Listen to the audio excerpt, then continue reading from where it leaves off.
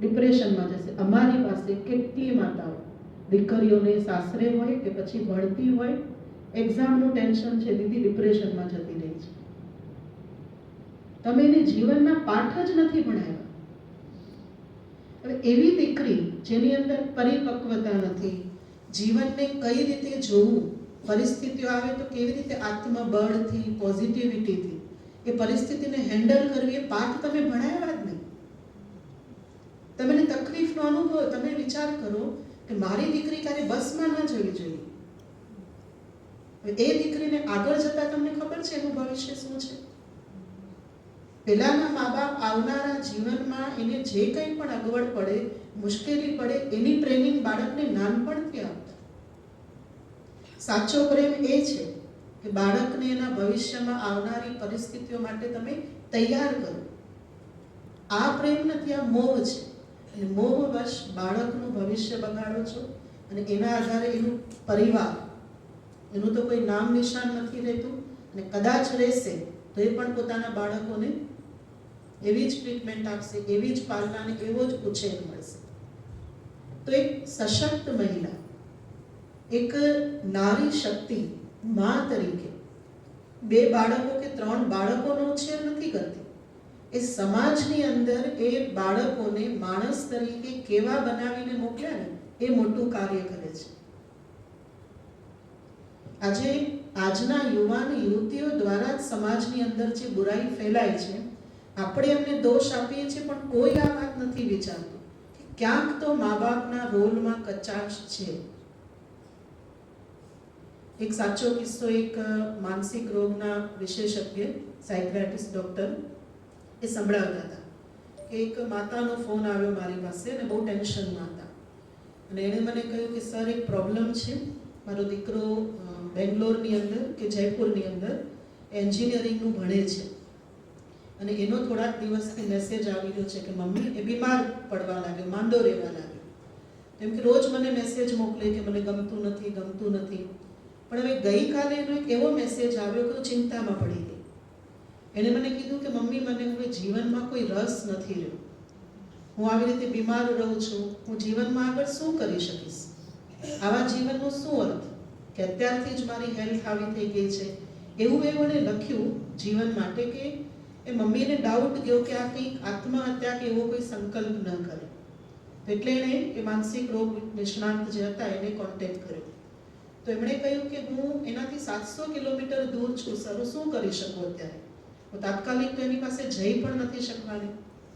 તો એ ડૉક્ટરે કહ્યું તમે એક કામ કરો, એને તમને મેસેજ મોકલ્યો, તમે એને મેસેજ મોકલો અને એક મા તરીકે તમારી અંદર જેટલા પણ ઇમોશન છે, જેટલા પણ એ ભાવનાઓ છે દીકરા માટે, એ પૂરી એનર્જી સાથે પોતાના ઇમોશન એ મેસેજમાં તમે લખો અને પછી તમે કહો કે શું આવે છે એનું રિઝલ્ટ. હું આખો મેસેજ તો નહીં સંભળાવું, કે માતા પણ સમજદાર હશે તો જ આવું લખી શકે. ભલે એણે ડૉક્ટરની સલાહ લીધી, પણ એક સશક્ત મહિલા હતી.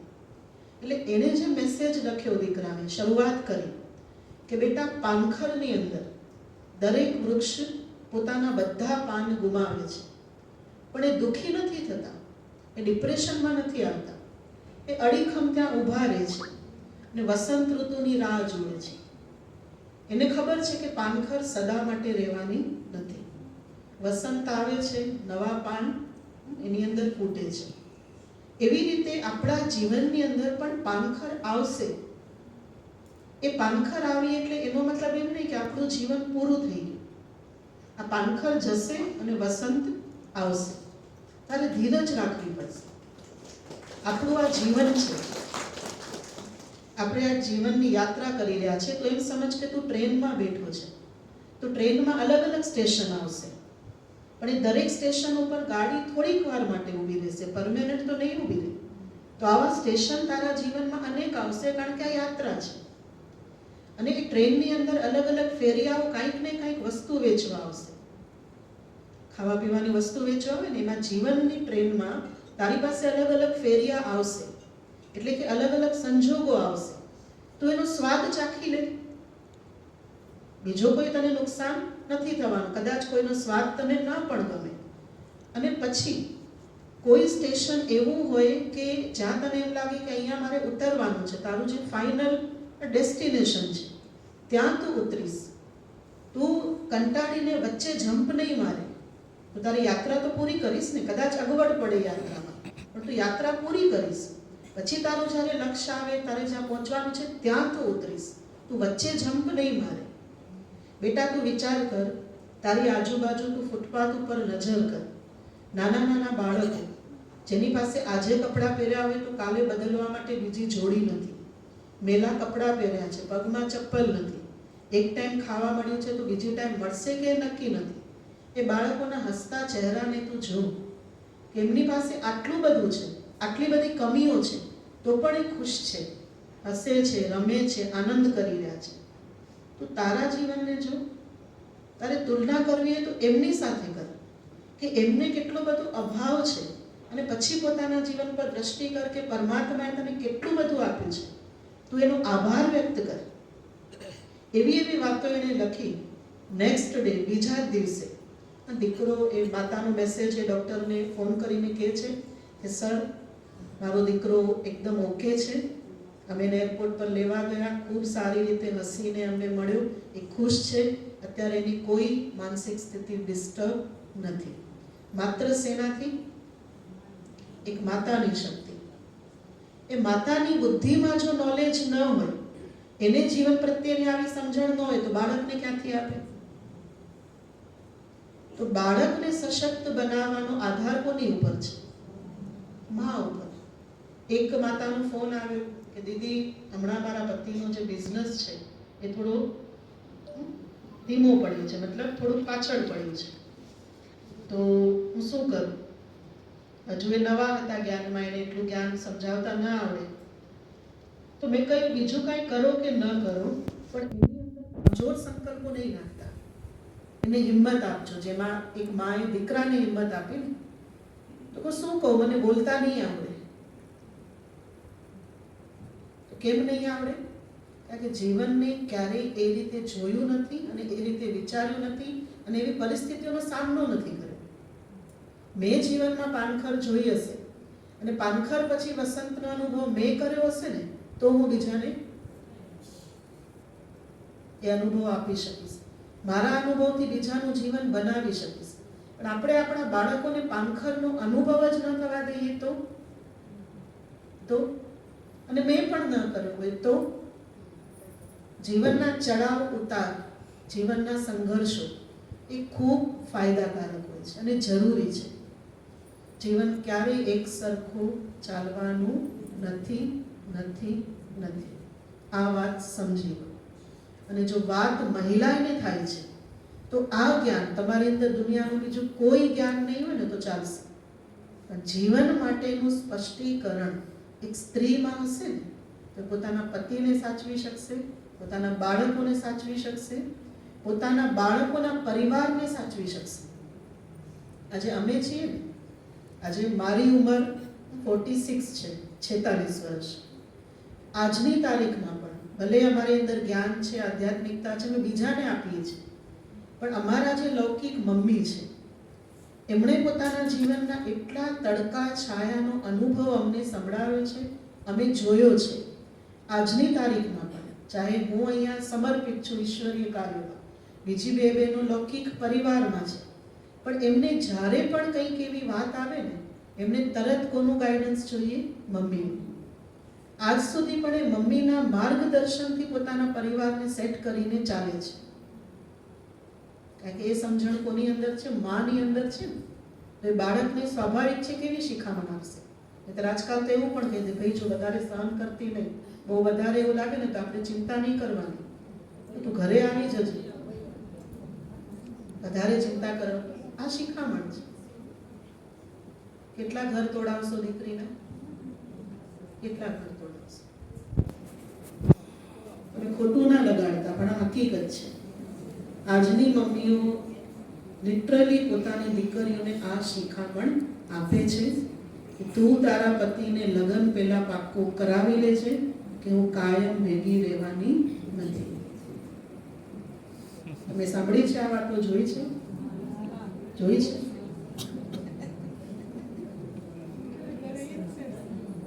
એક માં એનો જમાઈ પોતાની દીકરીને પ્રેમથી રાખતો હોય, દીકરી કે એ પ્રમાણે કરતો હોય, તો પોતાની સગી માની ફેવર ન કરે પણ દીકરીની ફેવર કરે તો માં બહુ ખુશ થશે કે મારો જમાઈ મારી દીકરીના કહેવામાં છે, મારી દીકરીનો મારા જમાઈ ઉપર કંટ્રોલ છે. ને એ જ વસ્તુ બહુ કરે તો દીકરાને શું કહેશે, તું તો હવે આટલી જ આપણી સમજણ. એ દીકરી છે તો એ જ્યારે જમાઈ બધું દીકરીના કહેવા પ્રમાણે કરતો હશે તો એ માને દુઃખ નહીં થતું હોય. આપણે માં બનીને આવી વાતોને પ્રોત્સાહન આપી શરમની વાત છે. માનું હૃદય માં તરીકે જ વિચાર કરવું જોઈએ. દીકરીને શીખવાડવું જોઈએ કે તારો પતિ તારા કહેવા પ્રમાણે ન કરવું જોઈએ. એની માના શિખામણ, એનો અનુભવ, એની સમજણ જુદી છે, તારો અનુભવ તારી સમજણ એની કરતાં ઓછી છે. હું તમને પૂછું છું, તમે ખુશ થશો કે નહીં જો તમારી દીકરી એ જમાઈ ઉપર કંટ્રોલ હશે તો? એનો કોને કોને ખુશી થશે? આ પૂછો કરો. આ માનું હૃદય છે. આ હૃદય માનું હોઈ શકે ખરા? અને એનું રિઝલ્ટ શું મળે, એનું પરિણામ શું મળે? આપણે એને શીખવાડીએ કે બેટા તું દુઆ લેજે, સાસરે જાય ને તું તારી સાસુને જે હું તને ખીજાતી હતી ને તું ક્યારેય ખોટું નહોતી લગાડતી, કારણ કે તારી માં છે.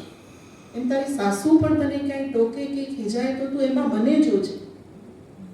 ખાલી શબ્દનો પરિવર્તન થાય ને એટલે એનું રિએક્શન ફરી જાય. મમ્મી ખીજાય તો મમ્મી ઉપર કાંઈ ન થાય, પણ સાસુ ખીજાય તો સાસુ ખરાબ.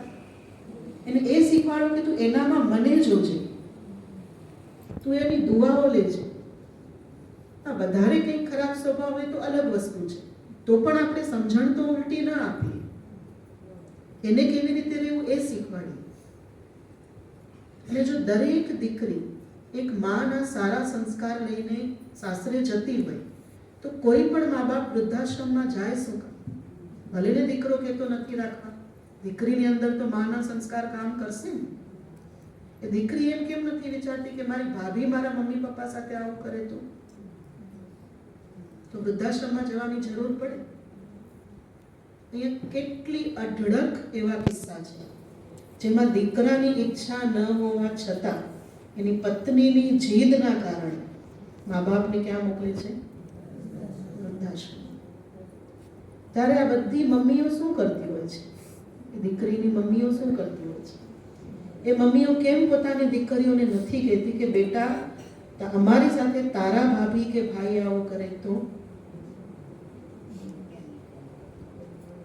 સમાજ ખરાબ છે, વાતાવરણ ખરાબ છે, લોકો અરે પોતાને જોઈએ કે મારા તરફથી કેટલું બધું સમાજમાં ફેલાવું છું, હું એક તો સુધરું. ભગવાનનું આટલું મોટું કામ છે દુનિયાને સુધારવાનું, એમાં હું એક મારી જાતને સુધારીને ભગવાનનું કામ ઓછું કરું થોડું. મારા દ્વારા કોણ જાણે કેટલા સુધરશે. આખી લિંક છે આ. આપણે એકલા નથી, આપણે અનેકો સાથે સંકળાયેલા છે. તો ખુશહાલ રહેવા માટે આપણો જીવન માટેનો દ્રષ્ટિકોણ સ્પષ્ટ અને સાચો હોવો જરૂરી છે. નહીંતર નાની નાની નાની નાની વાતમાં અસંતોષ, ફરિયાદ, કમી, આ બધાના કારણે આપણે જીવનભર માત્ર ફરિયાદ કરતા રહેશું, અસંતુષ્ટ રહેશું, દરેકની અંદર બુરાઈઓ જોતા રહેશું. કીધું ને અસુર સંહારી. શું છે નારી? દેવીનું સ્વરૂપ એટલે અસુર સંહારી. તો સંહાર કરી રહી છે, મારી રહી છે બધાને. સંહાર કોનો કરવાનો હતો? અંદરમાં જે અસુરો છે, કામ, ક્રોધ, લોભ, મોહ અને અહંકાર. 5 મુખ્ય વિકારો છે. નાની નાની ઘણી બધી બુરાઈઓ છે. એનો સંહાર કરવાનો હતો. જ્યારે હું એનો સંહાર કરીશ ને ત્યારે મારા પરિવારની અંદર વાતાવરણ એવું બનશે. મારી અંદર જ બુરાઈ નથી તો બાળકોની અંદર ક્યાંથી આવશે? કદાચ બહારથી શીખીને આવશે તો હું એને ચેન્જ કરીશ. એટલે માનો રોલ ખૂબ મોટો છે બાળકના જીવનમાં, પતિના જીવનમાં. તો એટલા માટે મારે ખુશહાલ બનવું છે, કારણ કે મારા પરિવારને મારે ખુશહાલ બનાવવાનું છે. ને એમના પરિવારને પણ જો સાચો પ્રેમ હોય પોતાના સંતાનો સાથે, તો પહેલા પોતાને ઠીક કરી, કારણ કે એના દ્વારા એમના પરિવાર ખુશ કે નાખુશ રહેવાના છે, બનવાના છે. તો સંકલ્પ કરો આજે કે મારે કેવા બનવાનું છે, કેવા બનવાનું છે? દેવી સ્વરૂપ. બધા આમ હાથ કરજો. દેવીનો આમ કહેવાય. આમ એટલે શું? આશીર્વાદ. તમારું પણ ભલું થાય, તમારું પણ કલ્યાણ થાય, તમને પણ જીવનમાં સુખ અને શાંતિ મળે. એવું કોની માટે વિચારશું? મારા દીકરા અને દીકરી માટે. કોની માટે? બધાની માટે. સાસુ માટે વિચારશું? આ કામ જ રાખો. સાસુ માટે વિચારશું? વિચારશું? વયાને તો વાંધો નહીં. દેરાણી જેઠાણી માટે વિચારશું? એ ખરાબ હોય તો બોલો, ખરાબ હોય તો? એક દેવી કે દેવી દેવતાની મૂર્તિ હાથ આમ જ રાખજો. મંદિરમાં જે મૂર્તિ હોય એનો હાથ આમ હોય છે. એની સામે કોઈ ખરાબ વ્યક્તિ આવે તો એનો હાથ આમ થઈ જાય. સારા આવે તો આશીર્વાદ, ખરાબ આવે તો આશીર્વાદ નહીં. આપણે શું કરીએ? આપણી માટે જે સારું વિચારે ને એની માટે આપણે સારું વિચારવાનું. આપણી માટે જે ખરાબ વિચારે એની માટે તો કેમ સારું વિચારવું? આ કામ રાખો. મારે 24 કલાક આ સ્થિતિમાં રહેવાનું છે. રહી શકશો?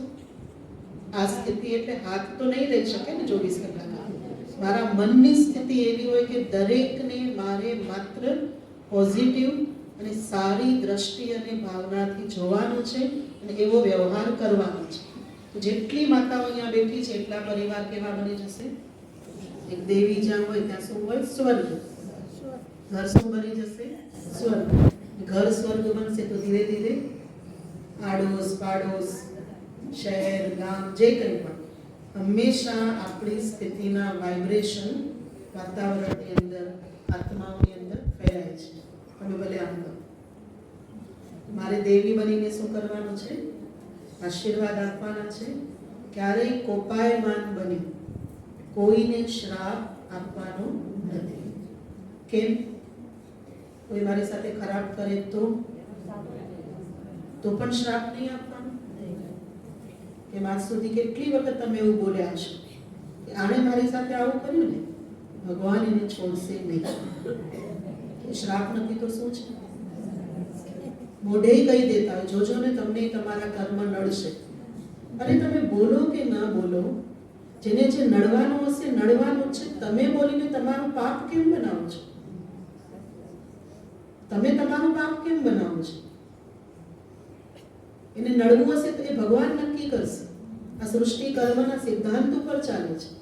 અને એક માં, એક સ્ત્રી, એનું તો કામ જ છે માત્ર ને માત્ર દરેકને આપવાનું, સારું આપવાનું. સ્ત્રી પાત્રો શાસ્ત્રોની અંદર પણ અસુરના રૂપમાં બતાવ્યા છે. શૃપંખા છે, પૂતના છે, સ્ત્રી પાત્રો પણ બતાવ્યા છે અસુરના રૂપમાં. તો એવી વૃત્તિઓ, આસુરી વૃત્તિઓનો સંહાર કરવાનું ગાયન ખાલી દેવીઓ માટે છે, ક્યારેય દેવતાઓ માટે નથી કીધું. નારી શક્તિ કીધું છે. પુરુષ શક્તિ ક્યારેય સાંભળ્યું? ભારત માતા કીધું છે, ભારત પિતા. વંદે માતરમ કહીએ છીએ, વંદે પિતરમ નથી કહેતા. એક પુરુષને પણ શક્તિની જરૂર પડે તો દેવીની આરાધના કરે છે. જ્ઞાનની જરૂર માટે સરસ્વતીની આરાધના કરે છે. ધન માટે લક્ષ્મીની આરાધના કરે છે. પોતાના સ્વરૂપ ઉપર વિચાર તો કરો કે આ દેવીઓ અમારી યાદગાર છે. થોડું ઘણું એ દેવીઓમાંથી એ દિવ્યતા, એ ગુણોને આપણે પોતાની અંદર લાવવાની કોશિશ કરીએ. ગમશે બધાને દેવી બનવું? કે પછી દેવી બનીએ તો બધા આપણને તો એમ ગણી લે કે આ તો કમજોર છે ને, આમ છે તે. આ બધી ઉલટી ઘણી માન્યતાઓ છે. કોણ કોણ દેવી બનવા તૈયાર છે? આ પૂછો કરો. જેને દેવી નથી બનવું હોય શું બનશે? દેવી વિચાર તો કરો, વિચાર કરવામાં કઈ વાંધો છે? બોલો બધા મારી સાથે, આંખ બંધ કરો. હું જે બોલું એ તમે બોલો. હું ક્ષમાની દેવી છું. હું શાંતિની દેવી છું. હું સંતુષ્ટતાની દેવી છું. હું સર્વને આશીર્વાદ આપું છું. હું સર્વની સાથે પ્રેમપૂર્વક વ્યવહાર કરું છું. હું પ્રતિજ્ઞા કરું છું કે હું 24 કલાક દરેક ક્ષણ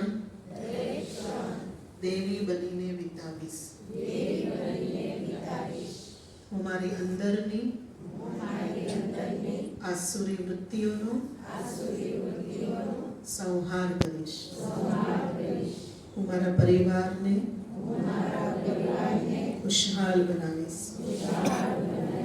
મારા બાળકોને સશક્ત બનાવીશ.